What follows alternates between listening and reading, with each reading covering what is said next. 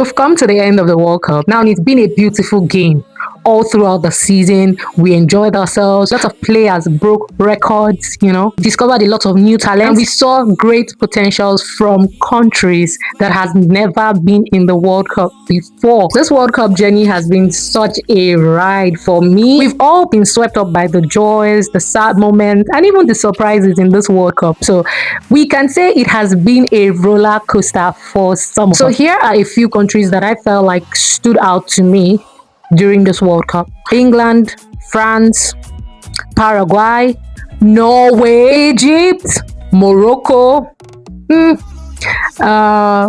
Argentina, of course, USA, let's not forget USA, Belgium, and Switzerland. And lastly, my favorite of them all, Cabo Verde. Cape Verde stood out for me completely. They played well. Their defense was good. Their keeper was excellent. That's one of the most beautiful talents I think we discovered in this World Cup. So I think these are the countries that stood out for me in this World Cup. Spain stood out for me in this World Cup because they had a perfect defense team, and in all of the matches they played, they only conceded 2 goals. France for me also had a beautiful team. They had people like Kylian Mbappe, who broke the all-time scoring record, and then we have Olise, who was a very brilliant player on the field, although he had a few difficulties scoring goal, but he also broke the assist record. I think his current record is about 7 or 8 assists. Then Ousmane Dembele as well. I think these 3 players stood out for me from the France team. Argentina, of course, stood out as reigning champions. They showed why they were the previous winners, and they came with a fighting spirit, and they had a good mentality throughout the World Cup.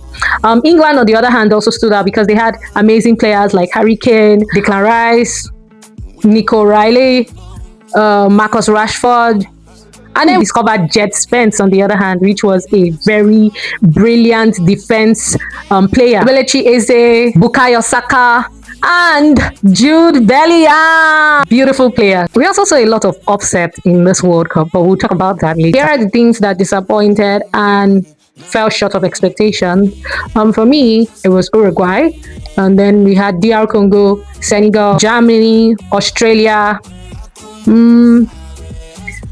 England. In the match between England and Argentina, I felt like they fell short of expectations. Yes. Morocco and Egypt as well. I think they also fell short of expectation in the match with Egypt and Argentina. They fell short of expectation. For me, they disappointed because they were leading and they allowed and they conceded goals. So yeah, I think these are the things that underperformed for me. Oh, did I mention Brazil? They also underperformed. Lamine Yamal also did not live up to people's expectation as much as we were expecting. Also, the Portugal player disappointed. They didn't live up to the expectation. According to what I heard, they had the best midfielder, but throughout the game, they didn't give him enough room to do well, to score more goals. In all of the game, I think he scored about 3 goals. For his level, I think he should have done better than that. Also, Erling Haaland was another beautiful talent that was discovered in this World Cup. This was his first World Cup, and he scored 7 goals. First World Cup, and he's scoring 7 goals in it. That is a beautiful start for his career, his World Cup history. That is just beautiful. Here are a few things FIFA did that I think they did well. The water break. For me, the water break was really, really nice. I think the players needed it. The season was hot with the scorching sun and everything. I think the players needed the water break, and it was a beautiful one. It's something I think they should adopt. But I also know that it's not always like that in every other country. It may not be an activity that they would pick up. Secondly, the number of teams that were allowed to play in this World Cup. Oh my God, I cannot emphasize, because I think the fact that they increased the number of teams that could play for this World Cup. The number of teams were increased from 32 to 48. The tournament became bigger. I'm talking big. I think the number of matches went from 64 to I think about 104. There about 104 matches, from 64 matches to 104 matches. That is wild. So I to commend FIFA for their choice or their decision to for their choice and decision to increase the number of teams that could have access to playing the FIFA World Cup, to playing the World Cup. Yeah, they should I think this should be a system they should adopt. Now let's talk about how this gave smaller countries room to shine, because if that was not done, we wouldn't have discovered Cape Verde. Also, we saw a lot of underdog upsetting the bigger teams, which was beautiful. It was just amazing to see that smaller teams played against bigger teams. More players were seen and discovered on a global platform, and I think this would help their careers a lot. Now, to the things that I didn't like and I think they should look into is one, the refereeing. I felt like some of the refereeing for these matches were terrible and they were not consistent. Now, if there is a law guiding football matches, I think we should stick to it, and the referees should be consistent with it. You cannot card a team member for doing something and then another team does it, maybe a bigger team does it, and they are not being carded for that. They are not being carded. That is just wrong. If there is a rule, it should be strictly followed, whether you are an underdog or you're a bigger team or you are a super celebrity star footballer. I think the law should be for everybody. So looking into the refereeing of matches is one thing that I think they should do. Right, they really need to do that. I also think they need to look into the countries that they select to play this World Cup, because it is important. It is a very big global competition, and a lot of people from all over the world want to come watch the match from their various different places.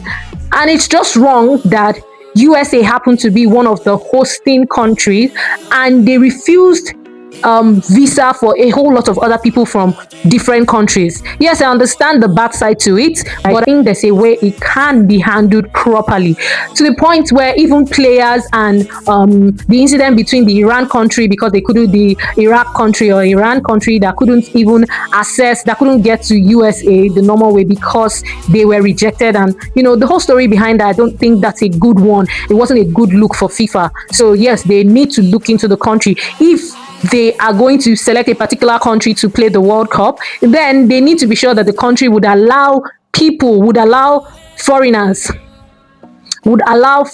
and immigrants to be able to come participate in it, watch the match and enjoy themselves. Lastly, this is for my African brothers. Come closer. We need to do better. African teams need to do better. We need to change our mentality. The mentality we have towards this game is not good.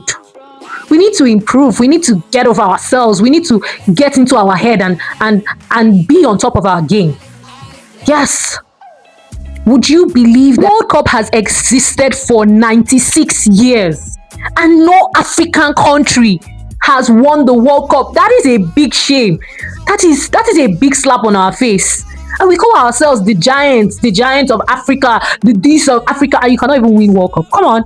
We need to do better, especially our Nigerian teams. How can you call yourself a giant and you've not won a World Cup? You didn't even qualify for 2026 World Cup. No, now. We need to do better.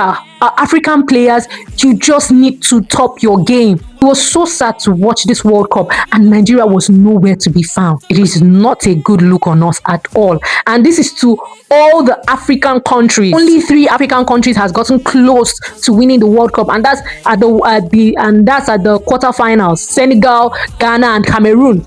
Only 3 has gotten close to. Let's double our hard work on the field. We have to be a part of the 2030 World Cup, and we have to win. It is time for us to come out and shine brighter than we used to, brighter than before. That's it for the World Cup wrap up. I hope you enjoyed this. Let me know in the comment section what you think. What were your thoughts during this World Cup? What made you happy? What inspired you? Which team disappointed you in this World Cup? Just let me know what you think. Bye, and see you in our next video.